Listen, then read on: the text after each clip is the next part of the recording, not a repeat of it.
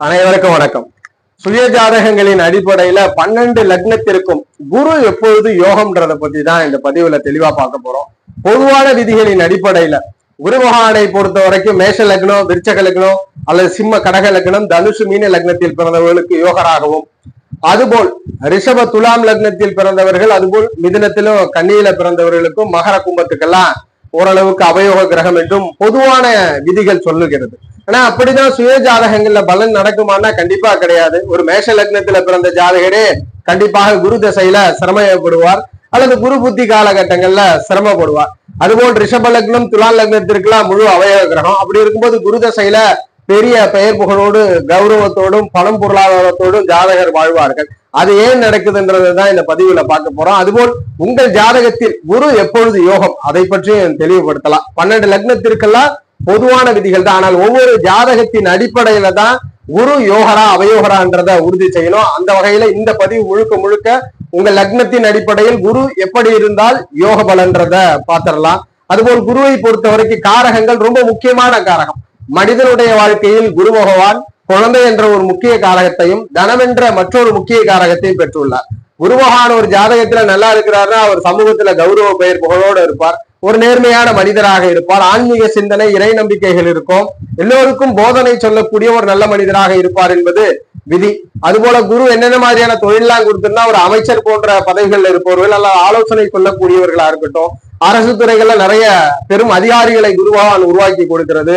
அறநிலைத்துறையிலிருந்து பேராசிரியர்கள் வரைக்கும் பேங்கிங் செக்டரை எடுத்துக்கிட்டாலும் பணத்தை தொடர்பு கொண்ட நபர்கள் எல்லாம் இந்த குரு அடுத்தவர்களாக இருப்பார். அப்ப குரு பகவான் 100% சுபகிரகம்.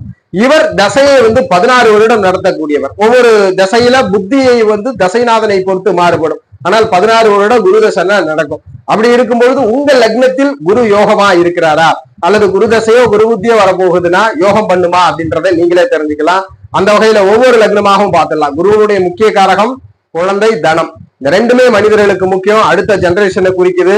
ஜாதகருடைய ஃப்ளோ ஆஃப் இன்கமையும் குரு குறிக்கிறார். அப்படிப்பட்ட நிலையில மேஷ லக்னத்துல ஜனனிச்சிருக்கிறீங்க. மேஷ லக்னத்தில் ஜனனித்தவருக்கு குரு எப்படி இருந்தால் யோகம், எப்படி இருந்தால் அவயோகம் ரெண்டையுமே பார்த்துடலாம். குருவை பொறுத்த வரைக்கும் 9ஆம் ஆதிபத்தியமான பாக்கிய ஆதிபத்தியத்திற்கும் குரு பகவான் தான் அதிபதி. அதுபோல் 12ஆம் இடமான விரயபாவத்திற்கும் குரு பகவான் தான் ஆதிபத்தியத்தை பெறுகிறார். 9 மற்றும் 12 இந்த 2 பாவத்தையும் மேஷ லக்னத்திற்கு குரு பகவான் ஆதிபத்தியமாக எடுத்துக்கிறார். ஓரளவிற்கு குரு 2 ஆதிபத்தியத்துல 9ஆம் இடம் என்ற பாக்கிய ஆதிபத்தியத்தை குரு பெறுவதனால் மேஷ லக்னத்திற்கு குரு யோகராக கருதப்படுகிறார். இப்படிப்பட்ட குரு தசை நடக்குது அல்லது குரு புத்தி மேஷத்துக்கு நடக்குது. யோகம் பண்ணணும்னா முதல் விதி குரு பகவான் இங்கேயே இருக்கலாம். முதல்ல லக்னம் முதல் பார்த்துடலாம். சோ லக்னம் முதல் 12 பாவங்களையும் பார்த்தலாம். குரு இங்க இருக்கிறார் உங்க ஜாதகத்துல, எந்த விதமான கெடுதலும் இல்லை. குரு திக்பலத்துல இருக்கிறார். கண்டிப்பாக இந்த குரு பகவான் தனித்து இருப்பது யோகத்தை கொடுக்கும். ஜாதகர் நேர்மையான மனிதர், சகல விதமான பாக்கியமும் ஜாதகருக்கு உடனடியாக கிடைக்கும். இன்வெஸ்ட்மெண்ட் வியூகங்கள்லாம் பெரும் ஆதாயம் கிடைக்கும். இங்க கூடுதலாக சூரியனோட அணைஞ்சிருக்கிறார், பெரும் யோகம், அல்லது செவ்வாயோட அணைஞ்சிருக்கிறார், பெரு யோகம். இதுல இங்க சனி பகவான் இருந்தா கூட கெடுதல் இல்லை. இங்க குரு தனித்து இருந்தால் கூட கெடுதல் இல்லை. அப்ப மேஷ லக்னத்துக்கு இங்கு குரு இருக்கிறவருக்கு எந்நிலையில இருந்தாலும் யோகம் பண்ணிடுறார். அது மேஷ லக்னத்திற்கு குரு பகவான் இங்க இருக்கிறார். கண்டிப்பா சாதகமானா கண்டிப்பா இந்த இடம் சாதகம் இல்லை. என்ன பண்ணும்னா ஜாதகருக்கு குடும்பத்தை தாமதப்படுத்தி கொடுக்கும் அல்லது குடும்ப ரீதியாக சில பிரச்சனைகளை கொடுக்கும், சங்கடங்களை கொடுக்கும். அப்ப குரு தனித்து இங்க இருப்பது யோகம் அல்ல. அதுபோல் சுக்கிரனோடு இருப்பதும் யோகம் அல்ல. குடும்பம் தாமதப்படும், ரொம்ப லேட்டான குடும்பம், பணம் பொருளாதாரத்திற்கு ஆரம்பத்துல சிரமப்படுவார். மேஷ லக்னத்திற்கு யோகம் இருந்தாலும் குரு இங்க இருக்கிறது அவயோகம். இதே காம்பினேஷன்ல சுக்கிரன் இல்ல குரு இருக்கிறார், இங்க சூரியன் இருக்கிறார் அல்லது செவ்வாய் இருக்கிறார் அல்லது சந்திரன் இருக்கிறார். இந்த இடத்துல குரு தசை யோகம் பண்ணும், குரு புத்தி யோகம் பண்ணும். ஆனா மாறாக குருவோடு இந்த இடத்தில் சுக்கிரனோ சனியோ இருந்தார்கள் அல்லது புதன் இருந்தார் என்றால் கண்டிப்பாக அவயோகம். இந்த குரு இங்க இருப்பது அவயோகத்தை கொடுத்துரும். மற்றபடி குரு தனித்து இருக்கிறதும் இந்த இடத்துல அவயோகம் தான். குரு தனித்து இருப்பதும் அந்த அளவுக்கு ஃபேவர் இல்லை. ஒரு சாதாரண ஒரு பலனை தான் செய்யும். பாக்கியாதிபதியா இருந்தாலும் பாக்கிய பலனை செய்வதல்ல. ஆனா பரிவர்த்தனையில் இருக்கிறார். குரு இங்க இருக்கிறார், சுக்கிரனோடு பரிவர்த்தனையில இருக்கிறார்னா யோகம், தனித்து இருப்பது யோகம் அல்ல. குரு 3ஆம் இடத்துல இருக்கிறார். 3ஆம் இடத்துல இருக்கலாமா இருக்கலாம். தன் வீட்டை பார்த்து 9ஆம் இடமான பாக்கிய பாவத்தை வலுப்படுத்துகிறார். ஆனா இந்த இடத்துல சுக்கிரனோடு தொடர்புல இருக்கிறது சாதகம் இல்ல. சுக்கிரனோடு தொடர்புல இருக்கிறது சாதகம் இல்ல. தனித்து குரு மேஷ லக்னத்திற்கு இங்க இருக்கலாம். இதுல எந்த பிரச்சனையுமே கிடையாது. ஆனால் மாறாக சுக்கிரனோடு இருப்பது, சனி பகவானோடு இருப்பது அந்த அளவுக்கு சாதகம் இல்ல. ஜாதகருக்கு பிரச்சனையை கொடுத்துருவார். அதுபோல் இங்கே சூரியனோடு இருக்கிறார், நல்ல பலன். செவ்வாயோடும் இருக்கிறார், நல்ல பலன். மிகப்பெரிய யோக பலனை கொடுத்து விடுவார் மேஷ லக்னத்திற்கு. அப்ப குரு இங்கே இருக்கும் பொழுது சுக்கிர தொடர்பை மட்டும் பெற்றிருக்க கூடாது. குரு இங்கு உச்சத்திலே இருக்கிறார், மிகப்பெரிய யோகம். குரு தசையெல்லாம் வரும்பொழுது ஜாதகர் வெளிநாடு தூரதேசங்கள் சென்று யோக பலனை அனுபவிப்பார். 9ஆம் இடத்திற்கு 6லே அமர்ந்த நிலையில் இருக்கிறது. 8ஆம் இடத்துல மறைந்து குரு தன் வீட்டிற்கு 6ஆம் இடத்திலே அமர்ந்திருப்பது ஜாதகத்திற்கு கண்டிப்பாக வெளிநாட்டு வாழ்க்கை. இங்கு குரு இருப்பது யோகம். இங்க சந்திரன் இருந்தாலும் மிகப்பெரிய யோகம்.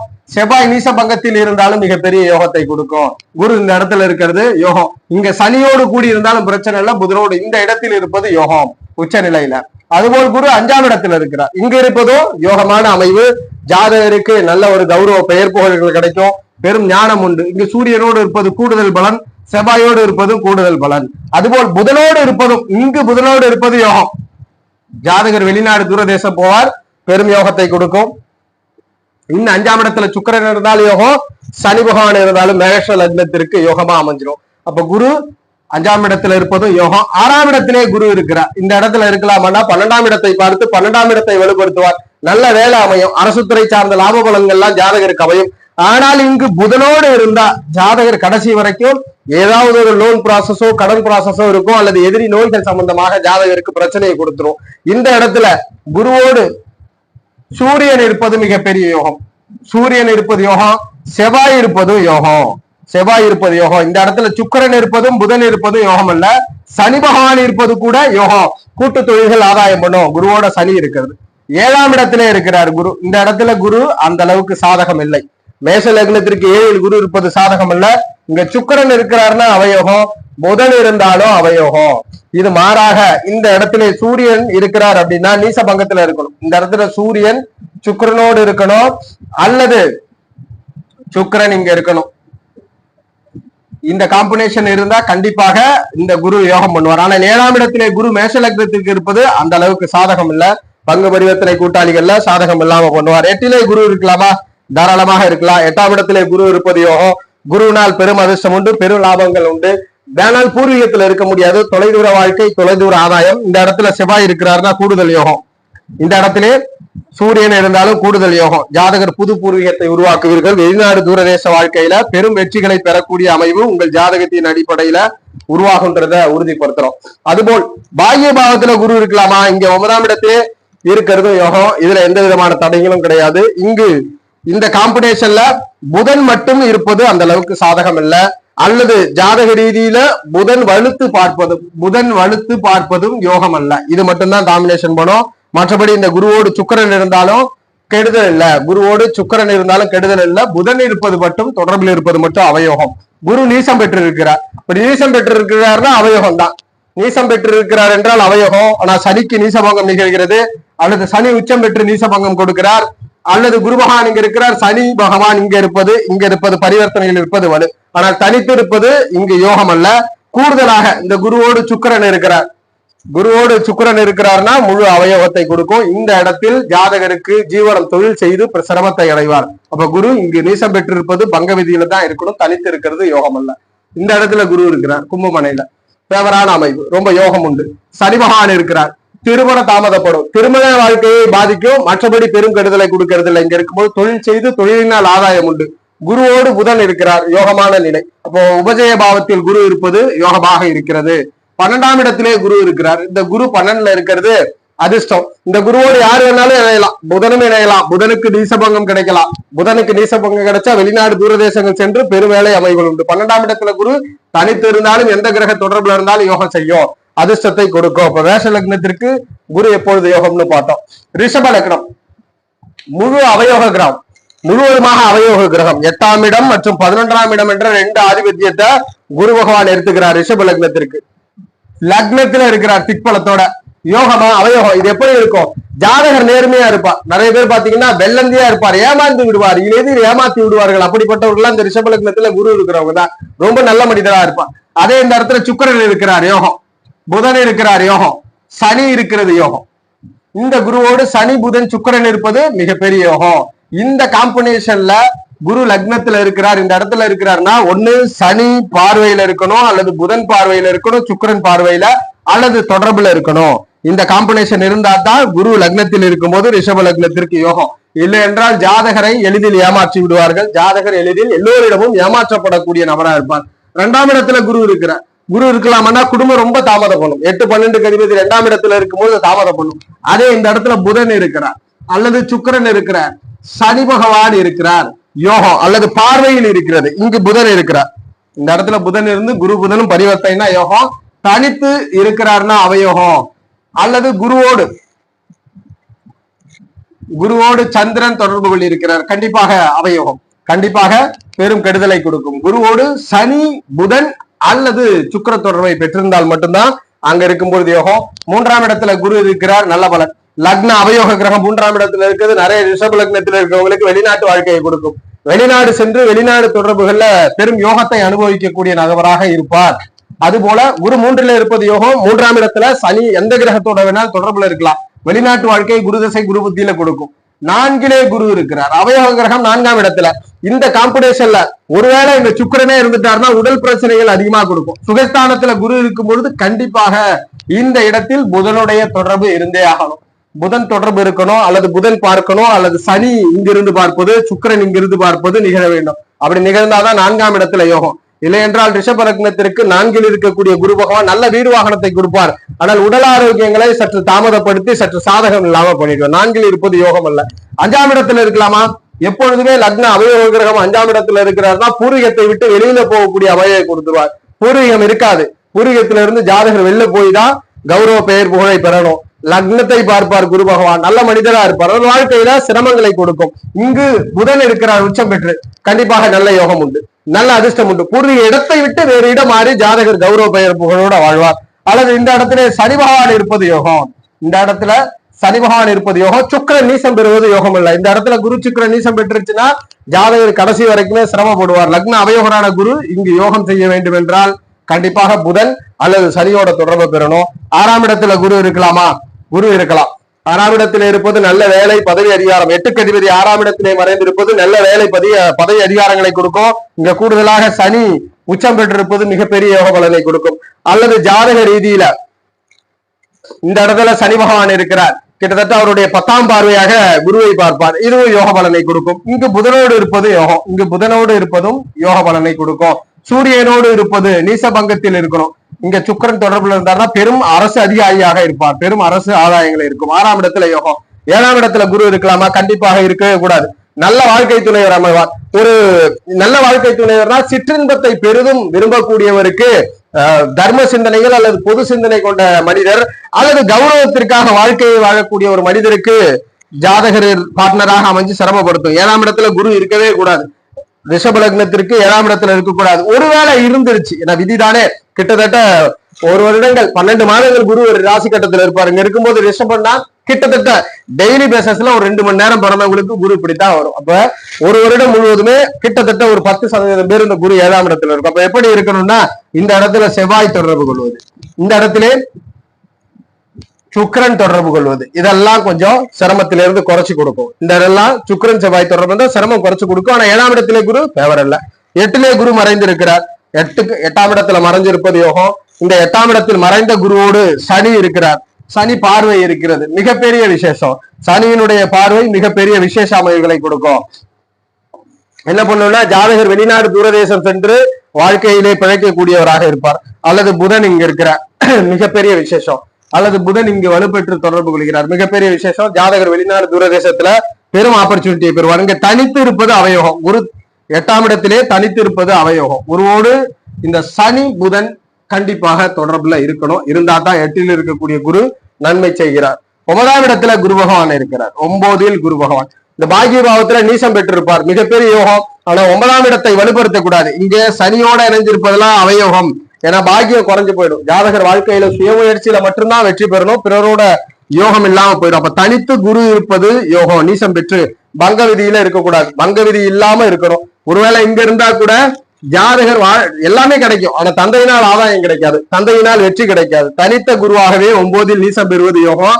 பங்க விதியில இல்லாம இருக்கணும். இல்லைன்னா தனிப்பட்ட முறையில் குரு இருப்பது யோகம். தனிப்பட்ட முறையில இங்க புதனோட இருக்கிறதெல்லாம் யோகம். ஆனா சனியோட தொடர்பு கொண்டு சனி வலுக்க கூடாது, அல்லது சந்திரன் ஆட்சி பெற்று கடகராசியா பார்க்க கூடாது. பார்த்தா ஜாதகர் தந்தை இல்லை, தந்தையினால் ஆதாயம் இல்லை, ஜாதகர் தான் வாழ்க்கையில வெற்றி பெறணும்.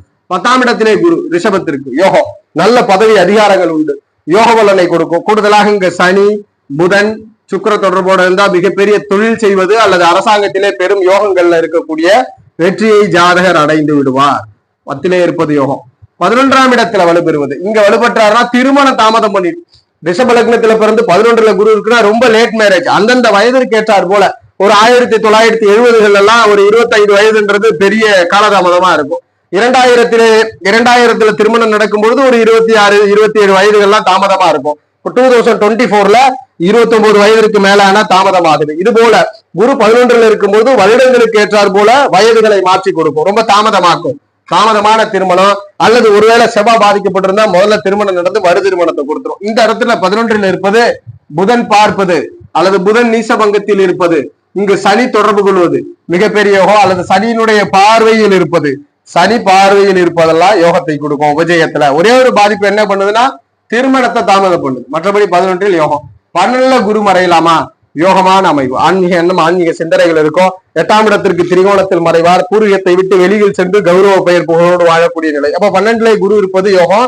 இந்த குருவோடு சனி சுக்கிர தொடர்புகள் யோகம், சனி சுக்கிர தொடர்புகள் யோகம் இந்த குரு பகவானோடு. அப்ப குரு ரிஷப லக்னத்திற்கு பார்த்தாச்சு. எப்படி இருந்தால் யோகம்ன்ற அமைவுகள்ல இந்த பலனை நம்ம பார்த்தோம். இதே கான்செப்ட் மிதுன லக்னத்திற்கு, மிதுன லக்னத்துல பிறந்தவர்களுக்கு குரு எப்படி இருந்தால் யோகம். குரு பகவான் பொறுத்த வரைக்கும் 7 10க்கு அதிபதி, உபயாதிபதி. உபய லக்னங்களுக்கு உபயாதிபதி அவயோகம், 7ஆம் இடம்ன்ற ஆதிபத்தியத்தை பெறுகிறார் மற்றும் 10ஆம் இடம்ன்ற ஆதிபத்தியத்தை பெறுகிறார். இந்த ராசி கட்டங்கள்ல எங்க வேணாலும் இருக்கலாம், வீடியோ கொஞ்சம் லென்த் அதிகமா இருக்கிறதுனால எளிதில் சொல்றோம். குரு இருக்கிறார், மிதுன லக்னத்திற்கு குரு எப்படி இருக்க வேண்டும்? எங்க இருந்தாலும் சரி இந்த குருவோடு சனி புதன் சுக்கிரன் தொடர்புல இருக்கணும். முதன்மையா இந்த கிரகங்கள் தொடர்புல இருக்கணும். ஒருவேளை இங்க ஆட்சி பெற்று இருக்கிறார், ஆட்சி பெற்ற நிலையில இங்க புதன் இருந்து பார்க்கலாம், அல்லது புதனே இங்கு அமர்ந்திருக்கலாம், அல்லது சனி பகவானை பொறுத்த வரைக்கும் 10ஆம் பார்வையாக பார்ப்பது, அல்லது சனி பகவான் 7ஆம் பார்வையாக பார்ப்பது, அல்லது சனி பகவான் உச்சம் பெற்று 3ஆம் பார்வையாக பார்ப்பது யோகம். அப்ப குரு சனி புதன் சுக்கிரன், குருவோடு சனி புதன் சுக்கிரன் மிகப்பெரிய யோகம் மிதுன லக்னத்தில் பிறந்தவர்களுக்கு. மிதுன லக்னத்துல பிறந்தவர்களுக்கு இந்த காம்பினேஷன்ல எங்க இருந்தாலும் யோகம் மிதுனத்திற்கு. அதுபோல் கடக லக்னத்துல ஜனனம் வச்சிருக்கிறீங்க, கடக லக்னத்திற்கு பொதுவா அவயோகம்னா இந்த சுகஸ்தானத்துல இருக்கிறது யோகம் அல்ல, அதுபோல் லாபத்தில் இருப்பது யோகம் அல்ல, இந்த 2 காம்பினேஷன்ல இருக்கிறது யோகம் அல்ல, நீசம் பெற்று இருப்பதும் யோகம் அல்ல. இந்த 3 விதிகளும் கடக லக்னத்திற்கு யோகம் அல்ல. இதை எப்படி வலுப்படுத்தலாம் அப்படின்னா இந்த இடத்துல சூரியன் சுக்கிரன், சூரியனுக்கு நீசபங்கம் நிகழ்வது அல்லது சுக்கிரன் இங்கிருந்து சூரியனோட பரிவர்த்தனை பெறுவது, இதெல்லாம் யோகத்தை கொடுக்கும். அதுபோல இந்த இடத்துல மேலும் வலு சேர்ப்பதற்கு குருவோடு சனி உச்ச நிலையில் இருப்பது யோகத்தை கொடுக்கும். சனி பகவான் உச்ச நிலையிலே இருப்பது குரு சனி தொடர்புல யோக பலனை கொடுக்கும். அதுபோல் இங்க இருக்கிற இங்க சனி பகவானுடைய தொடர்பு செவ்வாயினுடைய தொடர்பு மிகப்பெரிய யோகத்தை கொடுக்கும், மிகப்பெரிய நலபலன். இந்த இடத்துல செவ்வாயோடு இருப்பது மற்றும் சனி பகவானோடு இருப்பது மிகப்பெரிய யோக பலனை ஜாதகர் கொடுக்கும். இந்த இடத்துல மட்டும் தாமதப்படுத்தும். அப்ப கடக லக்னத்தில் பிறந்தவர்களுக்கு குரு யோகம் செய்யணும்னா குருவோடு செவ்வாய் சூரியன் சந்திர தொடர்புகளை பெற்றிருக்க வேண்டும். இந்த காம்பினேஷன்ல இருக்காருன்னா குரு தசை யோகம் பண்ணும் கடக லக்னத்துல பிறந்தவர்களுக்கு. சிம்ம லக்னத்துல ஜனனிச்சிருக்கிறீங்க, சிம்ம லக்னத்தை பொறுத்த வரைக்கும் எங்க இருக்கலாம்? லக்னத்திற்கு 5க்கு அதிபதி 8க்கு அதிபதியாக வரக்கூடியவர் இந்த குரு பகவான். லக்ன 6ஆம் இடத்துல இருக்கிறது ருணரோகத்தை கொடுக்கும், எதிரிகளை கொடுக்கும், நல்ல ஒரு கடுமையான ஒரு பலனை கொடுக்கிறது. இந்த இடத்துல இருக்கிறதும் தாமத திருமணத்தினால் கஷ்ட பலனை கொடுக்கிறது. இந்த 2 காம்பினேஷன்ல ஒரு யோகம் இல்லாத நிலையை கொடுக்கிறது. அதுபோல் 3ல் குரு பகவானும் யோகம் அல்ல. 10ஆம் இடத்திலே குரு பகவானும் நல்ல பதவியை கொடுக்குது, ஆனா பதவியில சர்டிபிகேஷன் இல்ல. இதெல்லாம் இந்த ஆதிபத்தியங்கள் எல்லாம் கொஞ்சம் ஃபேவர் இல்லாத நிலையா இருக்கு. இந்த குருவோடு சிம்ம லக்னத்தில் பிறந்தவர்களுக்கு குருவோடு செவ்வாய் இணைவது, சனி பகவான் இணைவது மற்றும் சூரியன் இணைவது, புதன் இணைவது யோகத்தை கொடுக்கும். இந்த காம்பினேஷன்ல இணைஞ்சு எங்க இருந்தாலும் சரி யோகம்தான். இந்த 12 பாவங்களிலே சிம்ம லக்னத்திற்கு எங்க இருந்தாலும் யோக பலனை கொடுத்து விடும். அதுபோல் கன்னி லக்னத்துல பிறந்திருக்கிறீங்க, உபயாதிபதி 4 7க்கு அதிபதி, வீடு வாகனத்தெல்லாம் சொல்லுது. அதுபோல பார்ட்னரை சொல்லக்கூடியது. இந்த குருவோடு சனி பகவான் தொடர்பு. சுக்கிர தொடர்பு கூட யோகம் அல்ல, சுக்கிரனு கூட நிறைய சிரமத்தை கொடுக்கும். சனி மற்றும் சூரிய தொடர்பு. அதை விட்டா லக்னத்திற்கு ஆதிபத்திய ரீதியில சனி சூரியன் நன்மை செய்வார். புதன் கூட அடுத்த பட்சம்தான். சனியும் சூரியனுடைய தொடர்பும் முதன்மையான யோகத்தை கொடுக்கும். அடுத்தபடியாக புதன். இந்த 2-3 கிரகங்களோட குரு தொடர்புல இருக்குன்னா கண்டிப்பாக கன்னி லக்னத்திற்கு யோகம். அதுபோல் துலாம் லக்னத்துல பிறந்திருக்கிறீங்க, முழு அவயோக கிரகம் 3-6க்கு அதிபதியாக வந்து விடுவார். 3ஆம் இடம் மற்றும் 6ஆம் இடம் என்ற 2 முக்கிய அதிபதி, 3-6க்கு அதிபதியாக குரு பகவான் வருவார். இந்த குரு பகவானோடு சனி பகவான், சூரியன் மற்றும் புதன், இதெல்லாம் யோகம். சனி சூரிய புதன் துலாம் லக்னத்துல பிறந்தவர்களுக்கு குரு தசை குருவை யோகம் பண்ண வைக்கும். குரு எப்பொழுது யோகம்ன்ற மாதிரி குரு யோக நிலை. விருச்சக லக்னத்துல பிறந்திருக்கிறீங்க, லக்னத்திற்கு 2-5க்கு அதிபதியாக வருவார். இந்த குரு தசை குரு புத்தி யோகம் பண்ணணும். குருவை பொறுத்த வரைக்கும் சூரிய, சந்திரன், சனி மற்றும் செவ்வாய் தொடர்பு, இதெல்லாம் பெரும் யோகத்தை செய்யும், பெரும் அதிர்ஷ்டத்தை கொடுக்கக்கூடிய கிரகநிலை இந்த விருச்சக லக்னத்தில் பிறந்தவர்களுக்கு. இதோட எங்கு தொடர்புல இருந்தாலும் வலு. இதுல நம்ம சொன்ன இந்த கிரகங்கள்ல ஏதேனும் ஒன்று வலுவை, ஸ்தான வலுவை பெற்றிருக்கணும். தனுசு லக்னம், லக்னாதிபதியா இருக்கிறார், 2வது இடத்துல நீசம் பெற்றார்னா பெரும் கெடுதலை செஞ்சு வருவார். இந்த இடத்துல எந்த விதமான கிரகத்திற்கு நீசம் இல்லைன்னா கண்டிப்பாக கெடுதல் தான். அப்போ குருவோடு நீசம் பெற்றாலும் எந்த நிலையில இருக்கணும்? குருதசை தனுஷு லக்னத்துல பிறந்தவர்களுக்கு யோகம் பண்ணணும்னா சூரியனுடைய தொடர்பு, செவ்வாயினுடைய தொடர்பு மற்றும் சனி பகவானுடைய தொடர்பை பெற்றிருக்க வேண்டும். சூரியன், செவ்வாய், சனி இந்த தொடர்போட குரு இருக்கிறார்னா யோகம். குரு சனி தொடர்பை பற்றி நம்ம பெரிய வீடியோ ஒன்னே போட்டிருக்கிறோம். ஏன்னா குருவோடு சனி தொடர்புல இருக்கணும். ஏன்னா இல்வாழ்க்கையில் மனிதனுக்கு அந்த அடுத்த கட்டத்திற்கு பயணம் போடக்கூடிய வலுவை சனிதான் கொடுக்கிறார். எல்லாம் இறைவன் கொடுக்கிறாருன்னு சொல்றது குரு பகவான், எல்லாம் தம்மலால் ஆனதுன்னு சொல்றது சனி. இந்த 2ம் தொடர்புல இருக்கும்போதுதான் இல்வாழ்க்கை இனிமையாக இருக்கும். இப்ப தனுஷு லக்னத்தில் பிறந்தவர்களுக்கு சூரிய, செவ்வாய், சனி தொடர்போடு குரு இருப்பது யோகம். தனித்து இருந்தாலும் யோகம் அல்ல, நல்லவன் என்ற ஒரு பெயரோடு இருக்கும், வாழ்க்கையில பெரு வெற்றியை பெற முடியாது. மகர லக்னத்துல பிறந்திருக்கிறீங்க, குரு தசை யோகம் பண்ணணும். குருவை பொறுத்த வரைக்கும் புதன் தொடர்பை பெற்றிருப்பது, சனி தொடர்பை பெற்றிருப்பது, செவ்வாயினுடைய தொடர்பை பெற்றிருப்பது, இதெல்லாம் யோகம். சனி செவ்வாய் புதனுடைய தொடர்பை குரு பெற்றிருப்பாராயின் பெரும் யோகங்களை கொடுக்கும். சுக்கிர தொடர்பை ஏன் சொல்லல? சுக்கிரனுடைய தொடர்பு குறைந்தபட்சம், ஆனால் வாழ்க்கையில நிறைய சிரமங்களை கொடுத்துரும். இந்த குரு சுக்கிர தொடர்புகளோட எந்த லக்னமா இருந்தாலும் குரு சுக்கிர தொடர்பு வாழ்க்கையில் முற்பகுதி 30 வயது வரைக்கும் பெரும் கஷ்டங்களை கொடுக்கும். 30 வயது வரைக்கும் பெரும் கஷ்டம், பெரும் சிரமம். அதன் பிறகுதான் இந்த குரு சுக்கிர தொடர்பு யோகம் எந்த லக்னத்துல பிறந்தாலும். அந்த வகையில மகர லக்னத்தில் பிறந்தவர்களுக்கு குருவோட புதன், சனி, செவ்வாய் எல்லாம் யோக பலனை கொடுக்கும். கும்ப லக்னத்துல ஜனனிச்சிருக்கிறீங்க, கும்ப லக்னம், கும்ப லக்னத்துல பிறந்தவர்களுக்கு குரு தசை யோகம் பண்ணணும். குரு தசை யோகம் பண்ணணும்னா சனி பகவான், மீண்டும் சனி பகவானுடைய தொடர்பை பெற்றிருக்க வேண்டும். இங்கு ஜாதக ரீதியில சூரிய தொடர்பு யோகம். ஏன் சூரிய தொடர்பு யோகம்னா நல்ல பார்ட்னர் அமைஞ்சு வாழ்க்கையில பெரும் வெற்றிகளை இந்த குருவோடு சூரியன் தொடர்பு கொண்டிருப்பது ஏற்படுத்தி கொடுக்கும்.